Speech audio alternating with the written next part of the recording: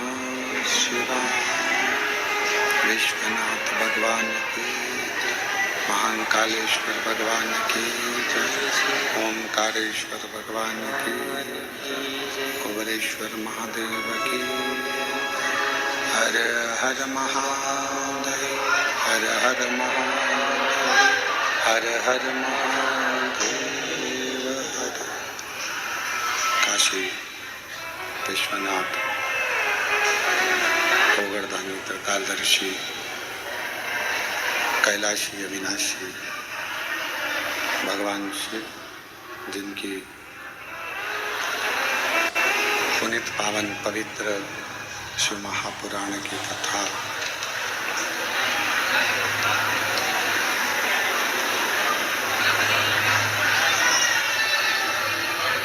श्रवण करने का सौभाग्य बाबा देवाधिदेव महादेव की कृपा से, उनकी करुणा, उनकी उदारता से ये पवित्र पावन ऑनलाइन शिव महापुराण की कथा श्रवण करने का सौभाग्य बाबा देवाधिदेव महादेव की कृपा से, उनकी करुणा, उनकी उदारता से बाबा कुबेर भंडारी की, कुबेरेश्वर बाबा की इस पवित्र धरा पे आप और हमको प्राप्त हुआ है। भगवान गोवर्धनी त्रिकालदर्शी कैलाशी विनाशी भगवान शिव, जो संपूर्ण जगत का कल्याण करने वाले हैं, संपूर्ण जगत का उद्धार करने वाले हैं, ऐसे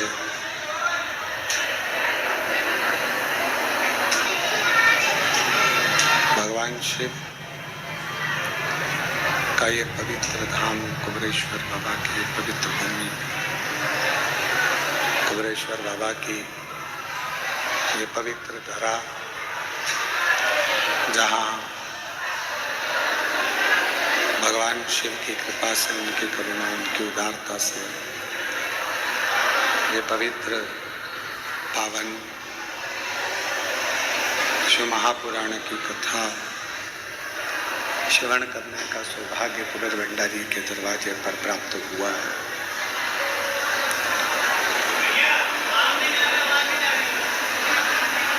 जाके बक्से देखो ना,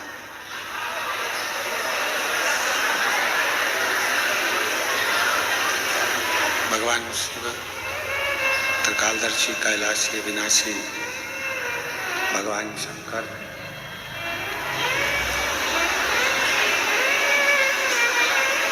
बारह ज्योतिर्लिंग का ये मध्य बिंदु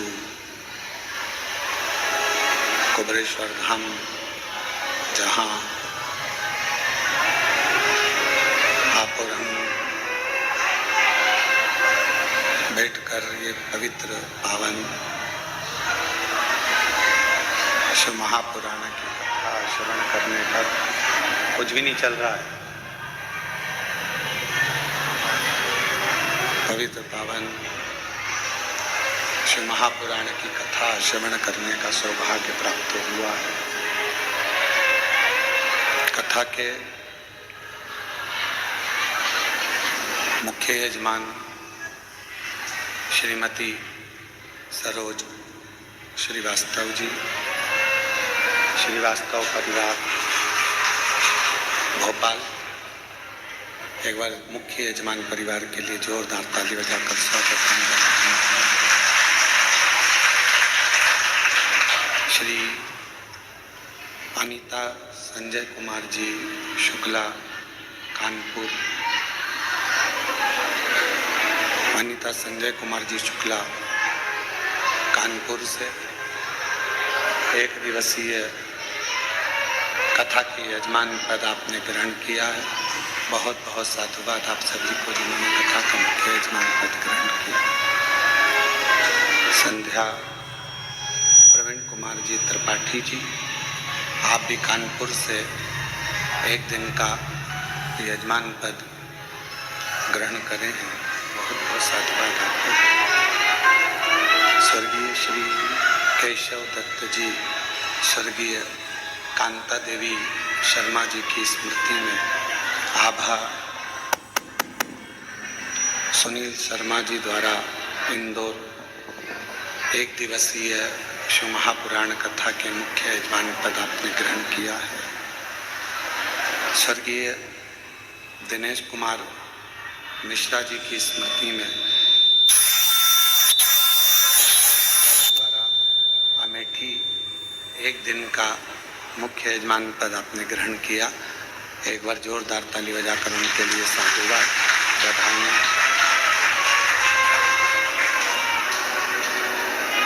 बाबा कुबरेश्वर महादेव की ये पवित्र भूमि आज पितृपक्ष का प्रदोष का पवित्र अवसर, जहाँ भगवान शंकर की अनूठी कृपा, अनुपम कृपा, करुणा, जो पितृपक्ष के इस पवित्र अवसर पर 5 दिवसीय शिव महापुराण की कथा श्रवण करने का सौभाग्य बाबा की कृपा से आपको प्राप्त हुआ है।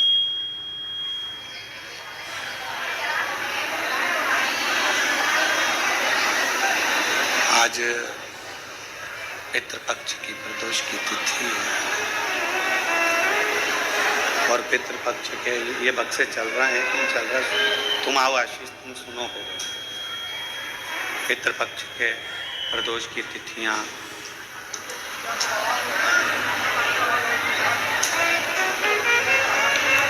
बाहर की आवाज खोलो। पितृपक्ष के प्रदोष की है पवित्र तिथि अवसर, जिस अवसर पर भगवान देवाधिदेव महादेव की अनुपम कृपा, करुणा, उनकी उदारता से ये पवित्र शिव महापुराण की कथा ऑनलाइन चल रही है। आप सभी बहुत पुण्यभागी हैं, किस्मत वाले हैं, जो अपने अपने पूर्वजों को पार लगाने के लिए पितृपक्ष में यहाँ कथा को श्रवण करने के लिए पहुँचे।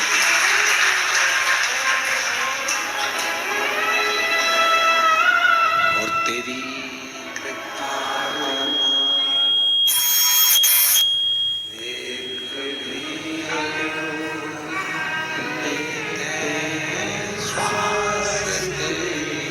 कृपा से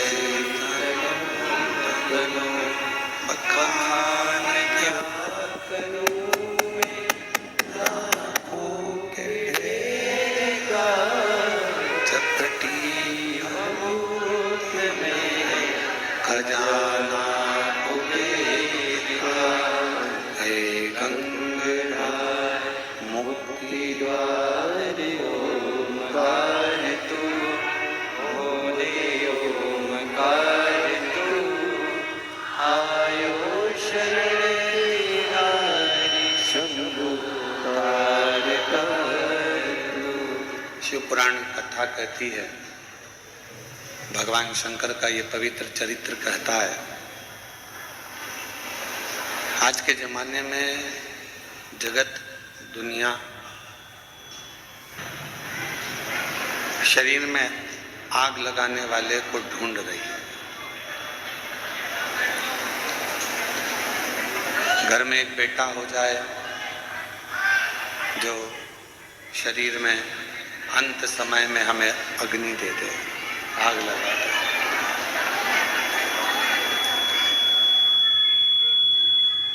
हमारे घर में कोई एक ऐसा बेटा हो जाए जो हमारे अंत समय में हमें पिंड दे दे।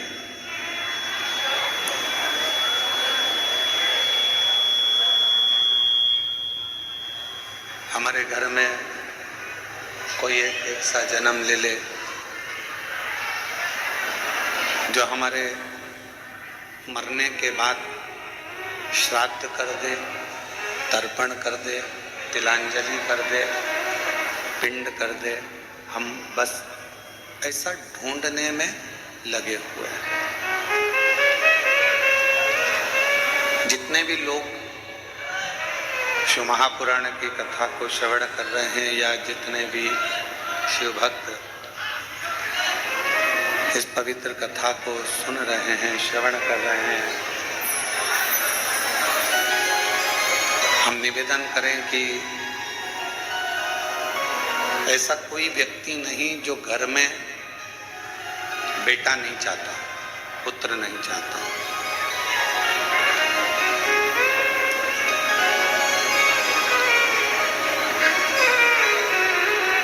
ऐसा कोई व्यक्ति ही नहीं है जो घर में पुत्र की कामना नहीं करता हो,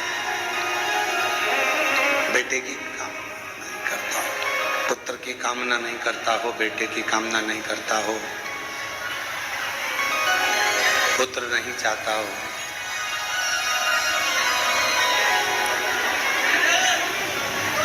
किस लिए कामना करी जाती है? एक पुत्र की कामना इसलिए करी जाती है कि हमारा जब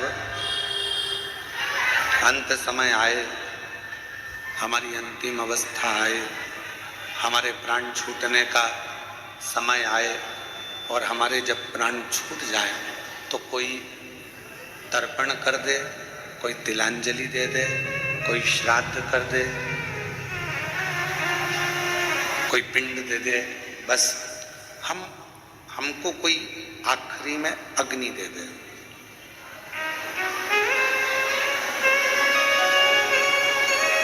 मतलब तन को अग्नि देने वाला तो हम ढूंढ रहे हैं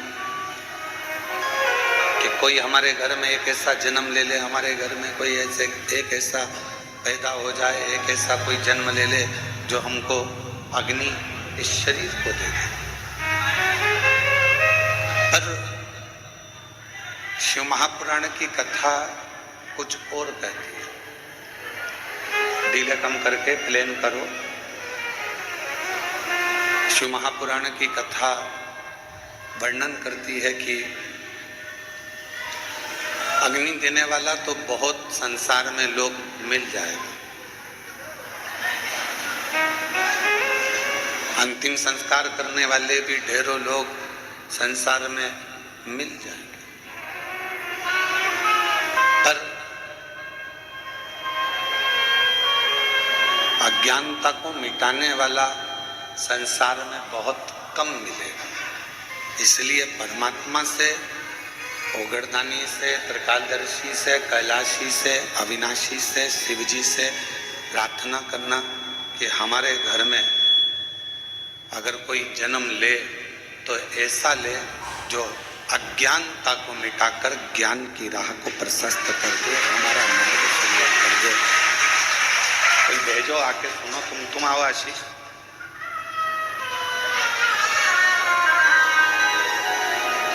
इधर इधर। जो ज्ञान का मार्ग प्रशस्त कर दे, ज्ञान की राह प्रशस्त कर दे, ज्ञान का मार्ग प्रशस्त कर दे, ऐसा कोई हमारे परिवार में, हमारे कुटुंब में, हमारे घर में जन्म।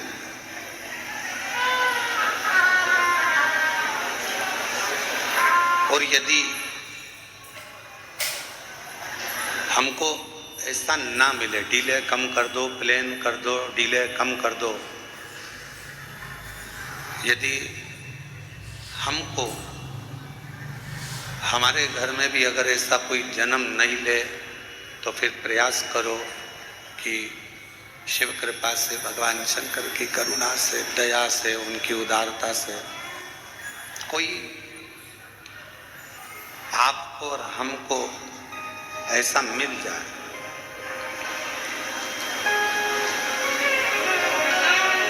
भगवान शंकर की कृपा से आपको और हमको संसार में कोई गुरु, कोई सदगुरु, कोई ऐसा संत साधक उपासक मिल जाए जो हमें अज्ञानता से दूर कर कर ज्ञान का मार्ग प्रशस्त करके परमात्मा के दरवाजे तक छोड़ दे, भगवान की चौखट तक छोड़। हमने पहले भी कथा में कहा, आज फिर कहते हैं, मृत्यु लोक में जन्म लेना, संसार सागर में जन्म लेना सरल है। कोई आप पुण्य करेंगे, मृत्यु लोक में जन्म ले लेंगे।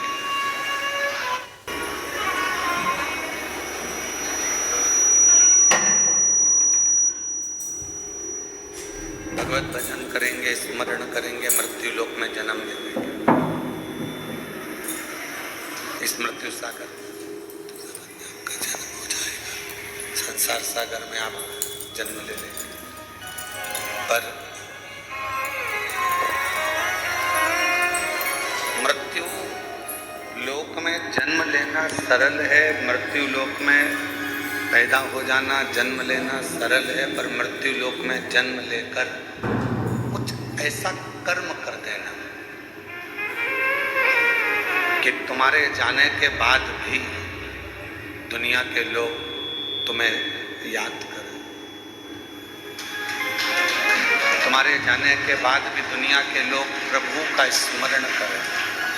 ये संसार में जन्म लेना सरल है, पर जन्म लेने के बाद भगवत भजन करना, भगवान की भक्ति करना, भगवत स्मरण करना, भगवत नाम लेना, भगवत कीर्तन करना, ये बहुत कठिन है, बहुत कठिन। और मैंने तेरे ही भरोसे बाबा, तेरे ही भरोसे हवा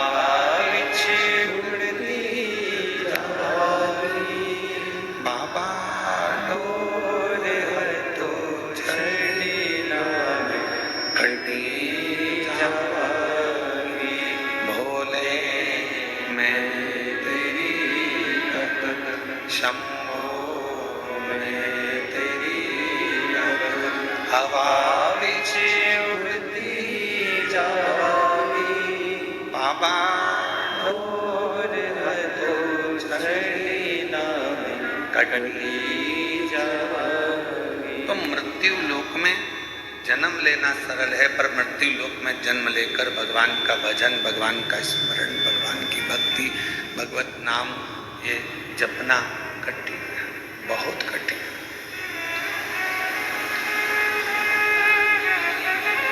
किसी मंदिर, कल कथा में कहा था कि किसी मंदिर में पहुंचना सरल है, किसी तीर्थ में जाना सरल है। माँ गंगा, यमुना, सरस्वती, कावेरी, मंदाकिनी, गोदावरी, सरयू, नर्मदा, क्षिप्रा, किसी पवित्र नदी के तट पर जाना सरल है। ये सब कुछ सरल है, इसमें कुछ भी कठिन नहीं है। पर कठिन है अपने मन को, अपने हृदय को, अपने दिल को परमात्मा से लगाना, भगवान से लगाना। आप और हम तीर्थ तक तो पहुंच जाते हैं, आप और हम मंदिर तक तो पहुंच जाते हैं, पर ये मन, ये चित्त, ये हमारा हृदय भगवान तक नहीं पहुंच पाता, दिल परमात्मा तक नहीं पहुंच पाता। कई लोग आते हैं कुबेरेश्वर बाबा के धाम में,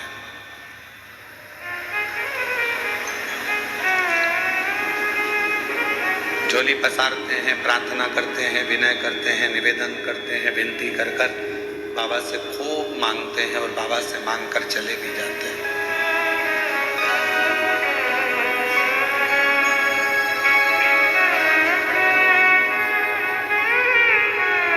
ऐसा कौन है जो कुबेरेश्वर बाबा के धाम पर आया और जिसने बाबा से नहीं मांगा? कई महाराज कहते हैं कि भगवान के सामने जाओ तो कुछ मत मांगो, कुछ मत मांगो।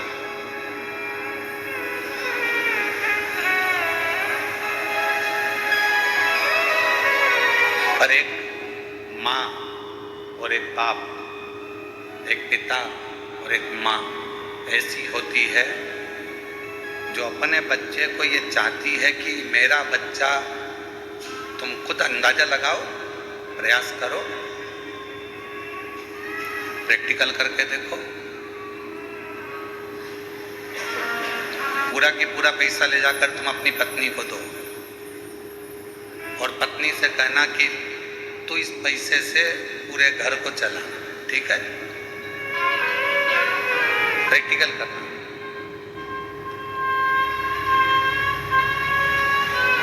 माँ बाप क्या कहेंगे कि हम बहू से लेकर क्यों चलाएं, हम बेटे से लेकर क्यों चलाएं, हम दूसरे से लेकर क्यों चलाएं? माँ बाप कहेंगे कि हम घर चलाएं और हमारे बेटा और बहू हमसे कहें, हमसे मांगे, हमसे हम दें उनको, हम प्रदान करें उनको, हम दें उनको। और जब हम तो कथा कह रही है, शिव महापुराण का चरित्र कह रहा है। कई लोग कहते हैं कि भगवान से कुछ मत मांगो। शिव महापुराण की कथा कहती है दूसरे से मत मांगो, अपने बाप से जरूर मांगो।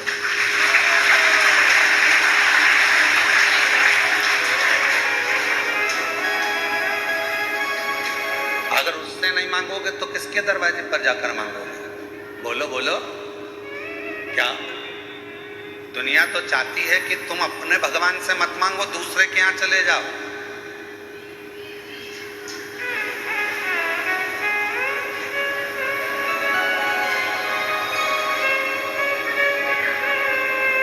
दुनिया तो चाहती है कि आप गुरुवार भूल जाओ, शुक्रवार याद रखो। दुनिया तो चाहती है कि शनिवार भूल जाओ, रविवार याद रखो। पर शिव महापुराण की कथा कहती है कि आप मांग रहे हो अपने पिता से, आप मांग रहे हो अपने बाबुल से, आप मांग रहे हो अपने भगवान से, किसी दूसरे के दरवाजे पर जाकर। आप किसी दूसरे के दरवाजे पर थोड़ी ना जा रहे हैं, आप किसी के दूसरे की चौखट पर क्यों ना जा रहे हैं? आप किसी के दरवाजे पर थोड़ी ना पहुंच रहे हो, खुद के दरवाजे पर पहुंच रहे हो। आप स्वयं अपने परमात्मा के पास पहुंच रहे हो, आप स्वयं अपने इष्ट देव के पास पहुंच रहे हो।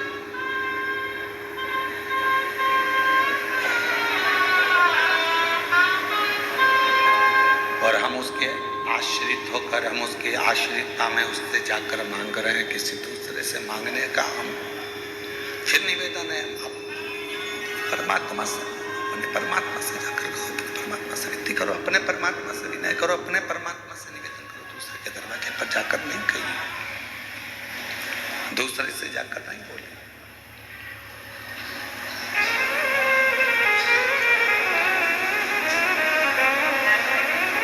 कहा भगवान से मत मांगो, भगवान तो हमारा पिता है, परमात्मा हमारा पिता है।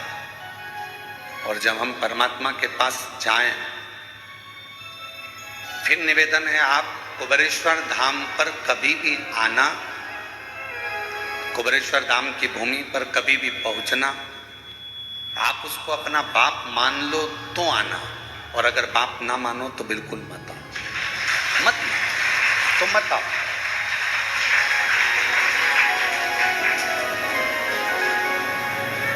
कब कृपा करता है वो? जब हम पूर्ण उसके ऊपर आश्रित हो जाते हैं।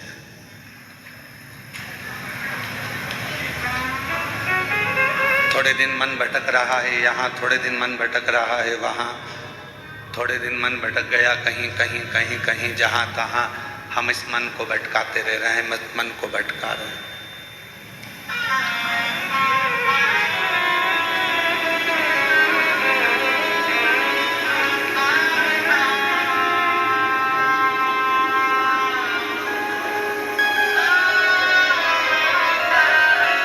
कल किसी एक व्यक्ति ने पूछा, गुरुजी हमें अपनी गाड़ी की स्पीड कितनी रखना चाहिए?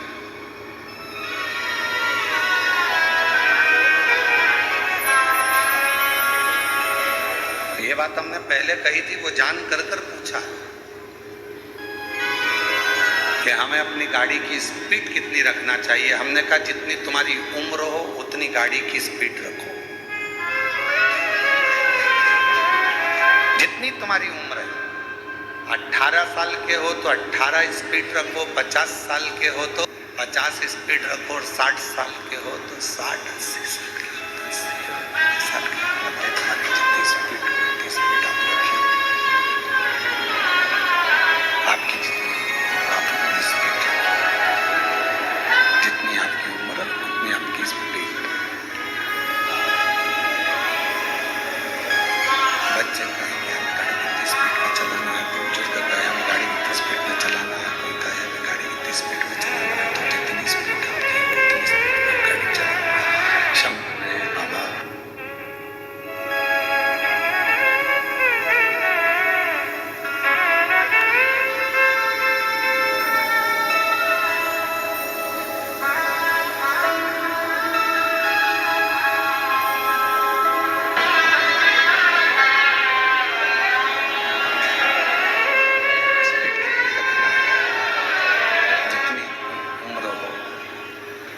जितनी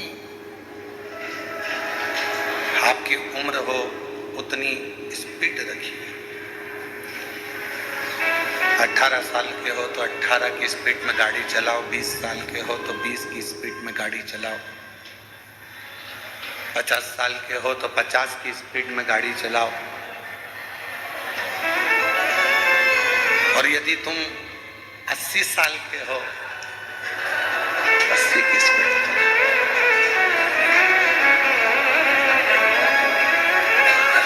भाई तुम कितने साल की हो? हाँ 72 की, तो तुम 72 की गाड़ी चला सकते।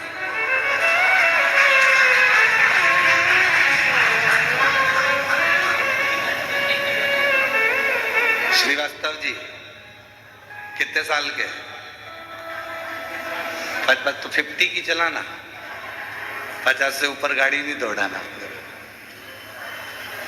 जितनी स्पीड अपनी उम्र के अनुसार, अपनी उम्र के हिसाब से स्पीड गाड़ी की रखिए। बहुत तेज अपने को नहीं दौड़ना।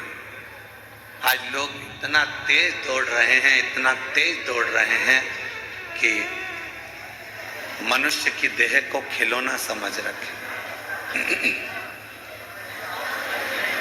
मानव की देह को खिलौना समझ लिया, मनुष्य की देह को केवल खिलौना मान लिया। केवल किसी माँ से पूछो, उसके पिता से पूछो, एक बच्चे के लिए कितने कितने मंदिर में जाकर प्रणाम किया हो।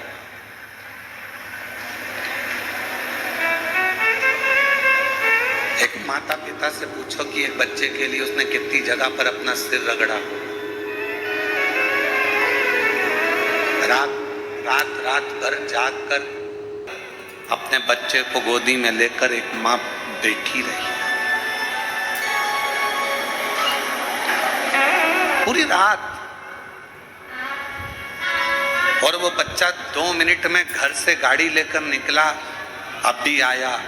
जो स्पीड में गाड़ी चलाई और मालूम पड़ा कि उसने अपनी उम्र से ज्यादा स्पीड में चला ली, तो मालूम पड़ा समाप्त समाप्त। अब एक माँ से पूछो, एक पिता से पूछो, एक भाई से पूछो, एक सखा से पूछो कि जो चला गया उसको कितना मिस किया जा रहा है, कितना याद किया जा रहा है।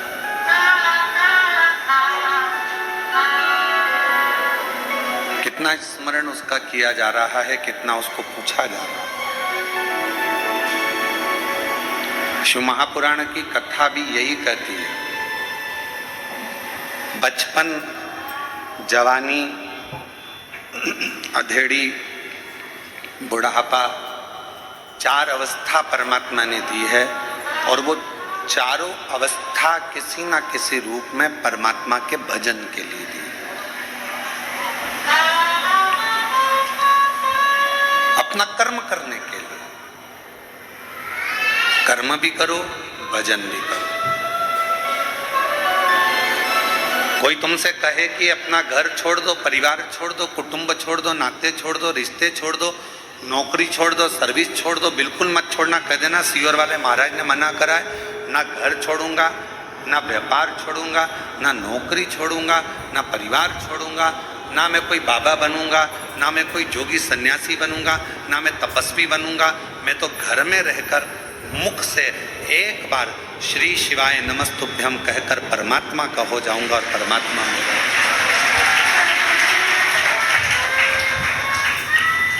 मैं भगवान का, भगवान मेरा।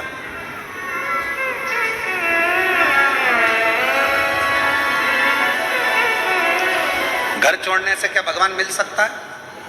बोलो बोलो, जम के बोलो जरा। नहीं। परिवार छोड़ने से क्या भगवान मिल सकता है? नहीं, नहीं। रिश्ते नाते दूर करने से क्या भगवान मिल सकता है? पत्नी बच्चों को छोड़ दोगे तो क्या भगवान मिल जाएगा? नहीं। हमने बहुत बड़े बड़े महाराजों को भी देखा है, वो अपना अपना उत्तराधिकारी ढूंढ रहे हैं। बड़े बड़े महात्मा भी अपना उत्तराधिकारी ढूंढ रहे हैं। मतलब अभी भी उनको ये लगा हुआ है कि मेरी इतनी प्रॉपर्टी को संभालेगा कौन, तो फिर महाराज बने ही क्यों?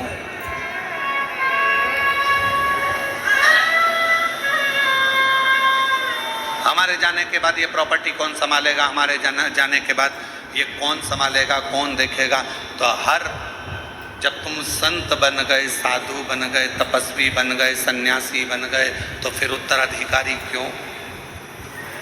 क्यों?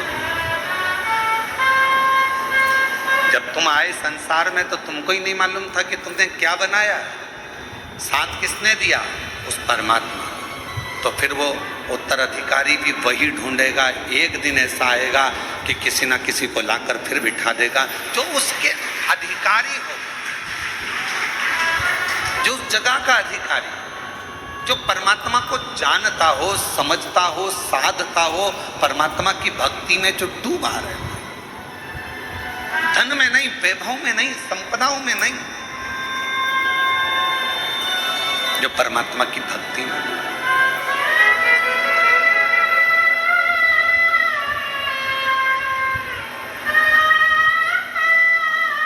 और आज के ज़माने में कोई कहे तुमसे कि तुम ये सब छोड़ दो, हम नहीं छोड़ सकते। हम घर में रहकर भगवत भजन कर कर, भगवत नाम लेकर, भगवत मंत्र का जाप कर कर, चाहे राम जपेंगे, चाहे कृष्ण जपेंगे, चाहे शिव जपेंगे, चाहे हम श्री शिवाय नमस्तुभ्यम जपेंगे, पर हमारे परमात्मा को हम भजकर परमात्मा के होंगे और परमात्मा हमारा।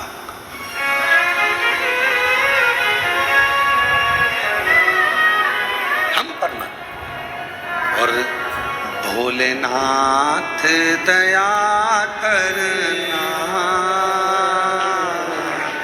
मैं तेरे भरोसे हूँ, मेरे बाबा दया करना, मैं तेरे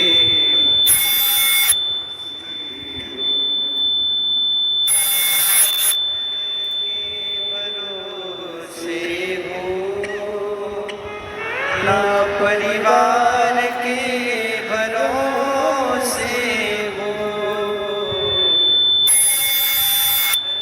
के भरोसे हो, ना परिवार के भरोसे हो, मेरे बाबा दया करना, मैं तेरे भरोसे हूँ, मेरे बाबा दया करना, मैं तेरे भरोसे हूँ। हम उसके आश्रित होकर उसको को अपना बनाकर अपन उसके होकर अपने जीवन को सार्थक बनाएंगे। भगवान को साथ अपनी मानव की देह, अपना मानव का शरीर, अपना मनुष्य की देह श्रेष्ठ बना। मानव का शरीर श्रेष्ठ जो मिला है, बड़ी मुश्किल से तो हो सकता है कि हमें भेजा उसने अपने भजन के लिए और हम लग गए अपने काम में।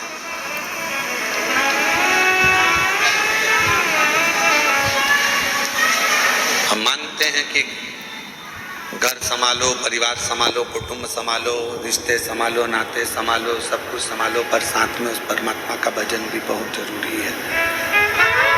उस परमात्मा का स्मरण भी बहुत जरूरी है। मंत्र जाप भी बहुत जरूरी है, कीर्तन भी बहुत जरूरी है, स्मरण भी बहुत जरूरी है, भगवत भजन भी बहुत जरूरी है। थोड़ा सा, ज्यादा नहीं, बस थोड़ा सा भजन, थोड़ा सा स्मरण, थोड़ी सी भक्ति, थोड़ा सा नाम जाप, थोड़ा सा कीर्तन बहुत। कभी इस व्यासपीठ ने ये नहीं कहा कि 24 घंटे आप भगवान के मंदिर में बैठो। इस व्यासपीठ ने कभी ये नहीं कहा कि तुम 2-4 घंटे भगवान के मंदिर में जाकर बैठो। इस व्यासपीठ ने केवल इतना कहा कि 1 लोटा जल सारी समस्या का हल। लोटे में जब तक जल रहे उतनी देर मंदिर में रहो और वापस निकल। बहुत है।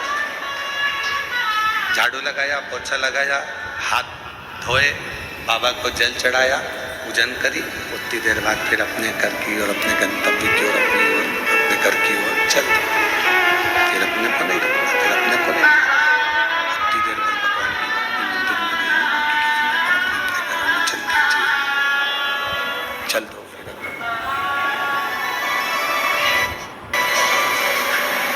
ये व्यासपीठ कभी नहीं बोली शंभो शंभो। ये व्यासपीठ कभी नहीं बोली कि आप 2 घंटा, 4 घंटा, 6 घंटा, 8 घंटा, 10 घंटा मंदिर में दो। आप तो उतना दो जितना आपका दिल करे। बहुत।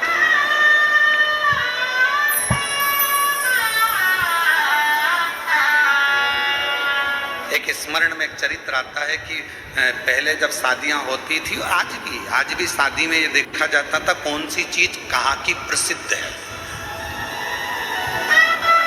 अब तुम्हारे उधर ऐसा होता है कि नहीं होता? हमारे इधर तो बहुत ही, मध्य प्रदेश में जरा मालवा क्षेत्र में, हमारे क्षेत्र में होता है।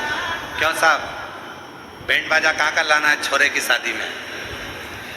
लड़के की शादी है, बैंड कहाँ का करना है? कहा साहब वहाँ का बैंड बड़ा प्रसिद्ध है, अपन तो वहाँ का कर कर लाएंगे। चलो ठीक है। हलवाई, कैटरिंग, भोजन कहाँ का अच्छा है? कहा साहब वहाँ का भोजन अच्छा है, वहाँ का हलवाई अच्छा है, तो अपन वहाँ का हलवाई लाएंगे। ठीक है। लाइट सिर पे लेके चलते हैं, लाइट कहाँ की अच्छी? तो कहा साहब वो उधर की लाइट अच्छी। आप जितने बैठे हो ना, तुम्हारे भी गांव का कुछ ना कुछ अच्छा है।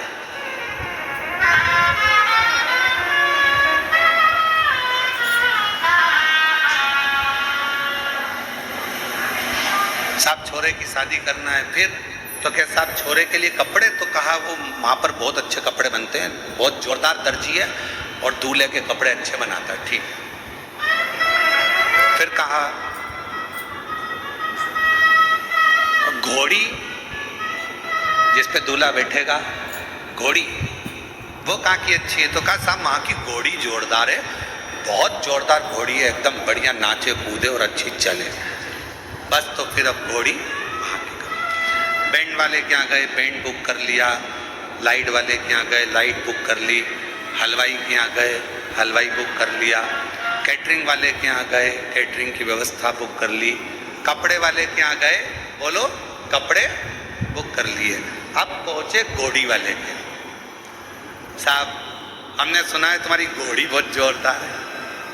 हाँ साहब, सब जगह प्रसिद्ध है। तो हमारे लड़के की शादी है तो हमको तुम्हारी घोड़ी चाहिए, दे दूंगा, मना नहीं है, दे दूंगा, पर पहले मुझे बताओ कि लड़का कैसा है। तो उन्होंने कहा हम घोड़ी लेने आए कि छोरी लेने आए?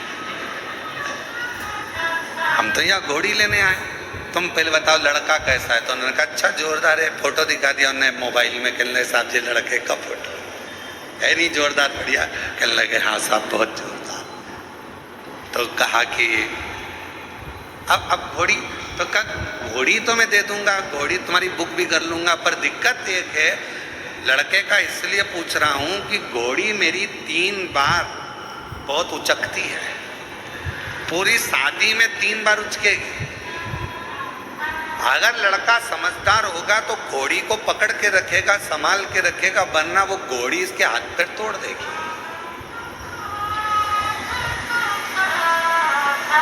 पूरा शरीर उस घोड़ी बेकार कर देगी, याद रख लें। तो दूसरे ने कहा नहीं साहब मेरे लड़के की शादी में तो ऐसी घोड़ी नहीं करूं जो हाथ पैर तोड़ दे। फिर दूसरे ने कहा अरे अपना अपना गांव में 4 चांद लगेगा, ऐसी घोड़ी आएगी तो कहा ठीक है तो तुम्हारी घोड़ी बुक, कितना में? तो कि 50,000 रुपये में घोड़ी बुक करी, ठीक है। अब उसने जाते जाते कह दिया अपने लड़के को समझा देना घोड़ी 3 बार उचकेगी। संभल गया तो हाथ पैर नहीं टूटेगा, संभल गया तो शरीर बेकार नहीं होगा, वरना फिर वो पलंग पे पड़ा रहेगा। अब लड़के का बाप सबसे पहले घर गया और घर पे जाकर अपने लड़के को बुलाया, बेटा हम तेरा सूट पसंद करिया है, पेंट पसंद करिया है, कैटरिंग, हलवाई, भोजन, कार्यमंगल सब पसंद कर लिया, पर बेटा घोड़ी पसंद करी, पर वो घोड़ी 3 बार उचकेगी। लड़का बोला पिताजी काहे चिंता करते हो, मैं हूं तो सही, संभाल लूंगा।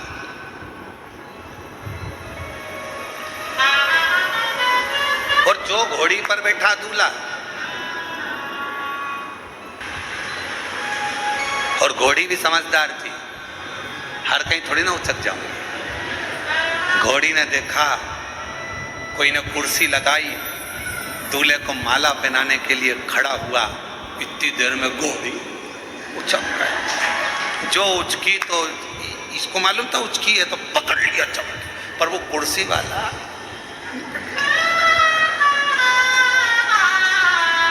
फिर इसने विचार करा अरे साहब बेचारे को लग गई, हमारा यही जी था, हमारे यहाँ के हमारे रिश्तेदार था और उसको लग गई साहब घोड़ी उचक गई। फिर आगे गए तो ये सोचा घोड़ी अब उचकेगी, पर घोड़ी समझदार थी, हर कहीं नहीं उचकती थी। फिर उसने देखा कि 3-4 आगे नाच रहे थे, 3-4 पीछे नाच रहे थे, उचक गई।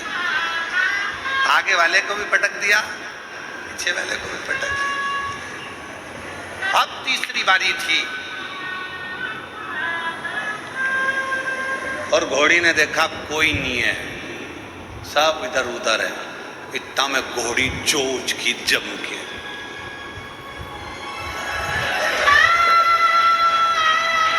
पटका तो पटका, जो पांव में थे लगे हुए, जिस पे पांव रखकर बैठा था दूल्हा, वो में पांव फंस गया और घोड़ी आगे और दूल्हा औंधा बड़ा, सब दूर से केसा पिटा, शरीर पूरा, हाथ पैर सब टूट गए। शादी होने वाली थी, घर में पट्टा पट्टी बांध के पूरा पड़ा हुआ था घोड़ी। तो ये शादी की घोड़ी की कथा नहीं है, ये अपनी कथा है। बचपन, जवानी और अधेड़ी उचकेगी, काम, आसक्ति, तृष्णा, लोभ, वासना, अहंकार आएगा।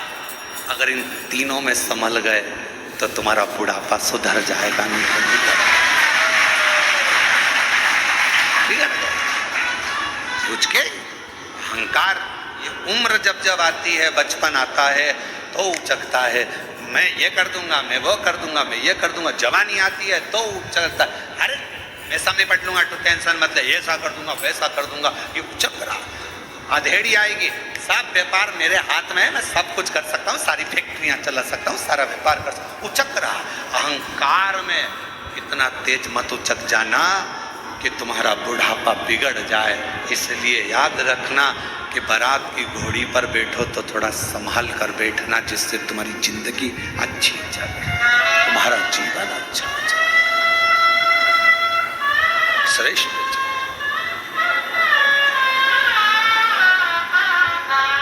हम भटक रहे हैं।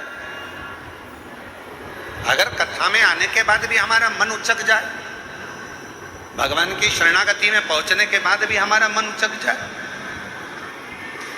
इतने बड़े संत साधु सन्यासी तपस्वी साधक महात्मा महंत संत बन गए और फिर विचार करें कि मेरा गादी पर बैठेगा कौन, मतलब तुम्हें अभी भी प्रॉपर्टी की चिंता है, अपने हर चीज की चिंता लगी हुई है, इसको कौन संभालेगा, उसको कौन संभालेगा। तो तुमसे तो अच्छा एक साधारण सा रिक्शा चलाने वाला मेहनत करता है, 100 रुपए कमाता है, परिवार का पालन करता है और रिक्शे पर भी चैन की नींद लेता है, नो टेंशन, कोई चिंता नहीं। कल का कल देखा जाएगा, जो होगा। किसने देखा कल, किसको मालूम है? तुमको नहीं मालूम था कि यहाँ कथा हो रही है, तुमको नहीं, तुमने तो टिकट कर, क्योंकि इतनी जल्दी तो रिजर्वेशन भी नहीं मिल सकता जितनी जल्दी तुम्हारे, तुमको मालूम, तुम तो चल दी, तुम्हारा टिकट हो गया, तुम तो चल दी बढ़िया कि अपन कथा में नहीं, अपन तो कुबेरेश्वर धाम जा रहे हैं, अपन तो बाबा के धाम जा रहे हैं, तुम तो आ गए, तुम्हें मालूम ही नहीं था। पर बाबा ने तुमको लाकर यहाँ बिठा दिया, किसी को यजमान बनाकर बिठा दिया, किसी को यहाँ बिठा दिया, ये तो उसकी कृपा है, उसकी उदारता, उसकी करुणा है, ये उसकी दया है। किसको मालूम कहाँ जाना है, कौन को मालूम।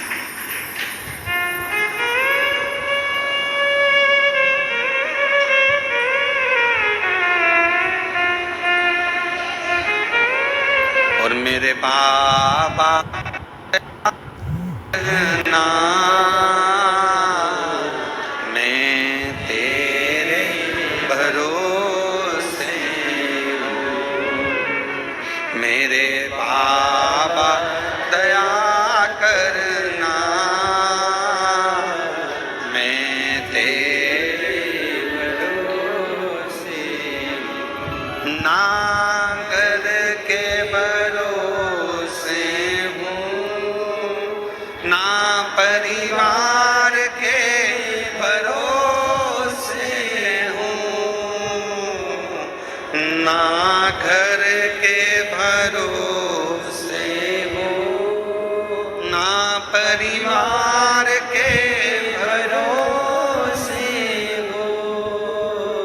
भोले बाबा दया करना, मैं तेरे भरोसे हूँ, मेरे बाबा दया करना, मैं तेरे भरोसे। आएगा समय, बचपन जवानी अधेड़ी ये सब आएगा और हम अहंकार में, काम में, आसक्ति में, लोभ में, तृष्णा में, वासना में, हर एक में हम बहुत उचकेंगे, बहुत उचकेंगे। पर संभलना आपको और हमको है, साधना आपको और हमको है।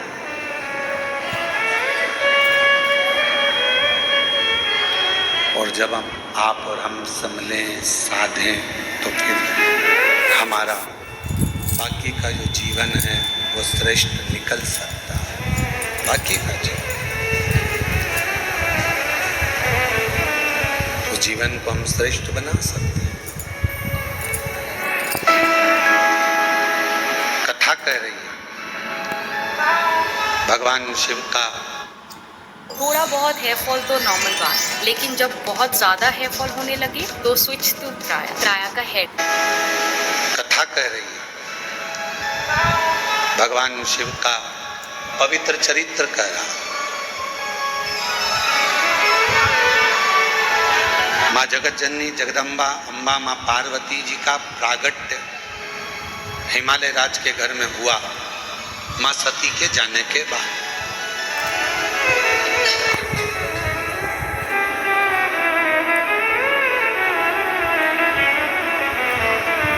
सती मां चली गई, शरीर छूट गया और शरीर छूटने के बाद मां सती पहले तो एक कोयल का जन्म लेती हैं, फिर एक मां पार्वती का जन्म लेती हैं।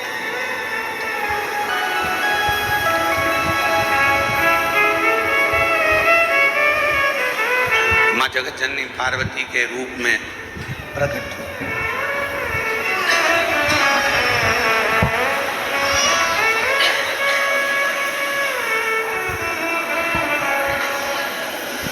एक व्यक्ति ने एक प्रश्न किया कि गुरुजी,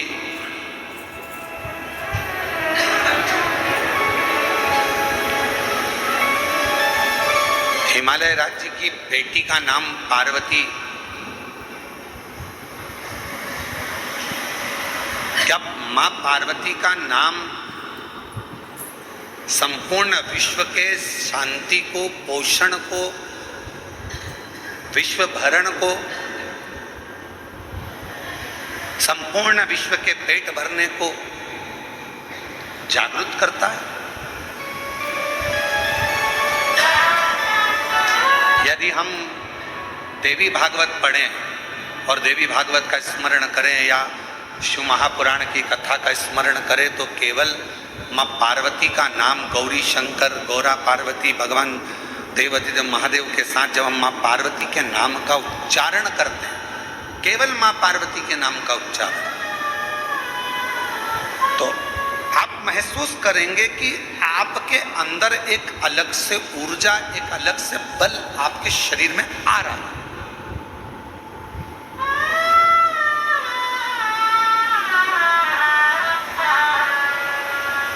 कभी कभी डॉक्टर साहब ग्लूकोज की बोतल चढ़ा देते हैं, बोलो चढ़ाते कि नहीं चढ़ाते? अरे बोलो तो जम के। डॉक्टर साहब बोतल चढ़ाते हैं तो लोग पूछते हैं क्यों साहब हम खाएं क्या? तो कहा अभी कुछ मत खाओ, बोतल चढ़ रही है ना, ये सब कर देगी। फिर थोड़ी देर बाद किसी ने कहा क्यों साहब ये मरीज को हम क्या खाने को दें? तो फिर डॉक्टर ने कहा देखो प्राण मत खाओ, चुप रहो, शांति रहो, बोतल चढ़ रही है ना, इसमें सब है।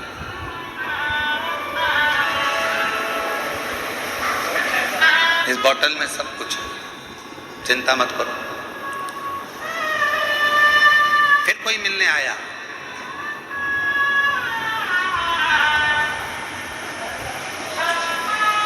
क्यों डॉक्टर साहब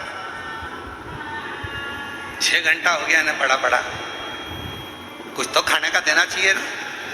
डॉक्टर साहब बोले तू खा ले, पर इसको हम बोले ना ये पानी जो बोतल चढ़ रही है इससे सब कुछ मिल रहा है, सब कुछ।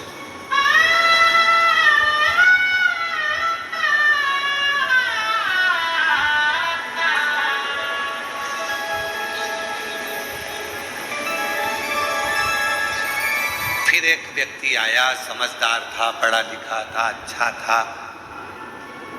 उसने देखा साहब तुम्हारे शरीर में जब से ये तुम घर से चले थे तब बहुत बीमार दिख रहे थे, पर ये बोतल लगने के बाद तुम्हारा शरीर में एनर्जी दिख रही है, बल दिख रहा है। दूसरे ने कहा इसने तो कुछ खाया ही नहीं है और तुम कह रहे हो कि इसके शरीर में एनर्जी दिख रही है, बल दिख रहा है। दूसरा समझदार था, उसने कहा ये जो बोतल है, इस बोतल में जो पानी है वो पानी पूरे शरीर को पेट भर देता है, ऊर्जा दे देता है, एनर्जी दे देता है, भोजन की जरूरत नहीं पड़ने देता, वो शरीर को संभाले रखता, कमजोरी दूर कर देता। और यही है भगवान शंकर ने देखा जब पूरा विश्व भूख से बिलख रहा था, अन्न नहीं था, पूरी पृथ्वी के अन्न को पृथ्वी ने अंदर समाहित कर लिया था, समाहित। शिव जी ने कहा, शंकर भगवान को लगा, भगवान शंकर के मन में आया, शिव जी के मन में आया, भगवान शंकर को लगा कि ये संसार के लोग भूखे मर जाएंगे, प्राण छूट जाएगा, शरीर चला जाएगा इनका।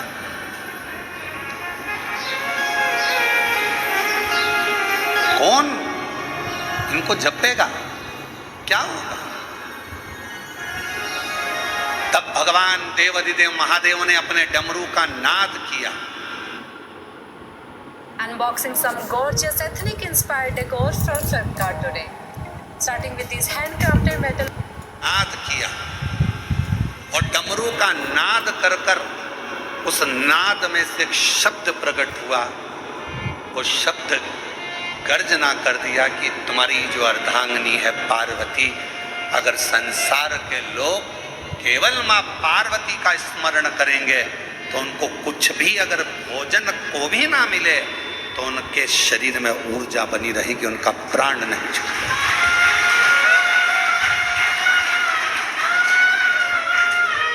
मां पार्वती स्वयं अन्नपूर्णे सदा पूर्णे शंकर प्राणवती, भगवान शिव की प्रियता, आनंदता, भगवान शंकर की प्रसन्नता, भगवान शिव की एक आनंदता।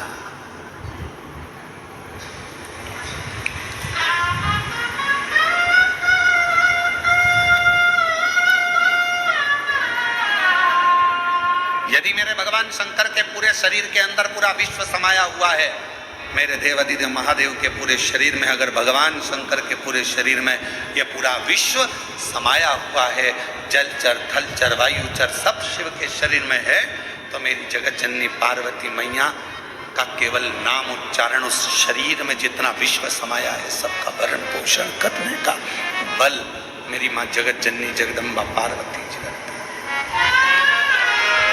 पार्वती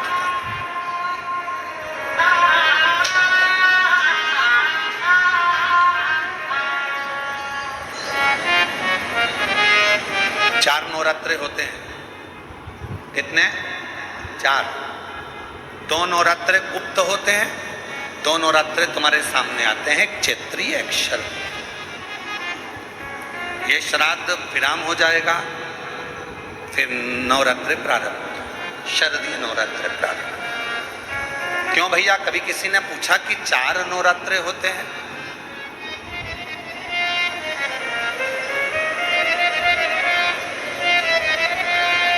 अब जब 4 नवरात्रे होते हैं तो क्या पितृपक्ष एक ही होगा? जम के बोलो जरा। पितृपक्ष भी 4 ही बार आता है। हम उसको 3 बार जान नहीं पाते, पर चौथे बार में हम सर्दी आने से पहले उसका स्मरण करते हैं। हम उसका स्मरण करते हैं।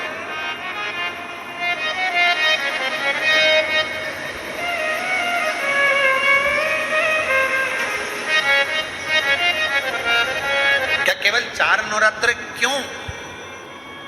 मां जगत जननी की आराधना 4 बार 4 नवरात्र के रूप में क्यों होती है?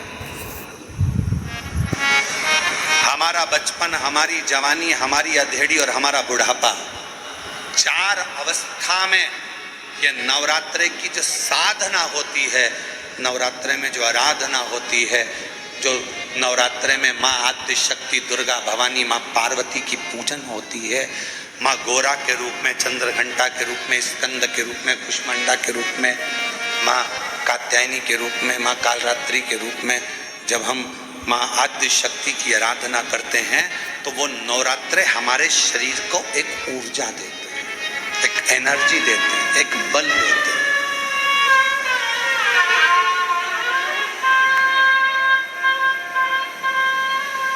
गौरी शंकर कहो, गौरी शंकर कहो, गौरी शंकर बिना उद्धार नहीं।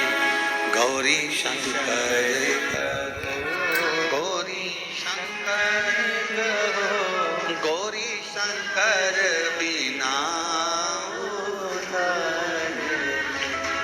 गौरी शंकर कहो,